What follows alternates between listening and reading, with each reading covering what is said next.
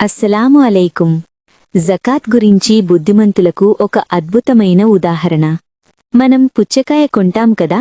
ఉదాహరణకు మనం ఒక 5 కిలోల పుచ్చకాయ కొన్నామనుకుందాం. దాన్ని తినేటప్పుడు ముందుగా దాని తొక్క తీస్తాము కదా.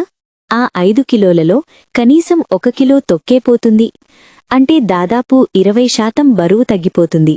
కాని దీని గురించి మనం ఎప్పుడైనా బాధపడతామా? మనం పుచ్చకాయను తొక్కతో పాటే కొన్నాము కదా, కాబట్టి ఈరోజు తొక్కతో పాటే తినేద్దాం అని ఎప్పుడైనా అనుకుంటామా? అలా చెయ్యం కదా. బత్తాయి పండు విషయంలో కూడా అంతే. మనం చాలా సంతోషంగా దాని తొక్క తీసి పారేస్తాము. దాని కూడా మనం తొక్కతో పాటే కొంటాము. అయినా ఆ తొక్కను పారేసేటప్పుడు మనకు ఎలాంటి బాధ కలగదు. వివిధ రకాల పండ్లు, కూరగాయల పరిస్థితి కూడా ఇదే. సరే, మనం చికెన్ కూడా కొంటాం కదా.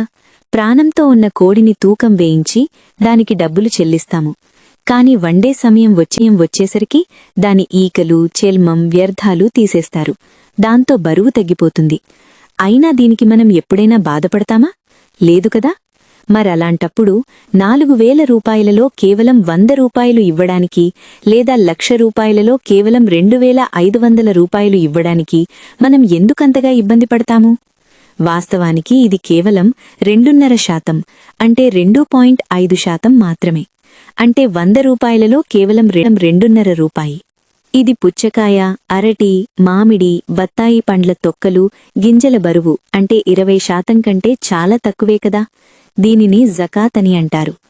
అవును, ఇంకో విషయమేమిటంటే దీన్ని సంవత్సరానికి ఒక్కసారి మాత్రమే ఇవ్వాలి. బత్తాయి, పుచ్చకాయ తినే ప్రతిసారీ తొక్క తీయాల్సిందే కదా.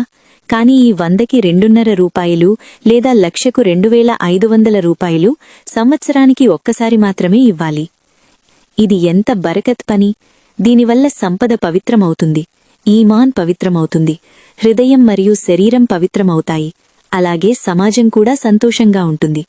100 రూపాయల్లో కేవలం 2.5 రూపాయలు అనే ఇంత చిన్న మొత్తం, కాని ప్రయోజనాలు ఎంత ఎక్కువ! పుణ్యం అంటే అజర్ ఎంత ఎక్కువ, బరకత్ ఎంత ఎక్కువ! కాబట్టి ఇప్పుడు మనం మన జకాత్ను పూర్తిగా చెల్లించాలి. మీ జకాత్ను అర్హులైన వారికి ఇచ్చి దీనే మతీన్ సేవలో మీ వంతు భాగస్వామ్యం అందించండి. మీరు మీ సంపదను సురక్షితంగా ఉంచుకోవాలనుకుంటే రండి, ఇంకొక హదీస్ వినండి. ప్రవక్త సల్లల్లాహు అలైహి వసల్లం ఇలా సెలవిచ్చారు: భూమి మీద కాని, సముద్రంలో కాని ఏదైనా సంపద నాశనమైంది అంటే దానికి కారణం జకాత్ ఇవ్వకపోవడమే. జకాత్ ఇవ్వకుండా ఆపుకునేవాడు కయామత్ తీర్పు దినాన నరకంలో ఉంటాడు. అల్లాహ్ కరీం మనందరికీ సంతోషకరమైన మనస్సుతో మన సంపదకు సంబంధించిన పూర్తి జకాత్ చెల్లించే సద్బుద్ధి ప్రసాదించుగాక. ఆమీన్.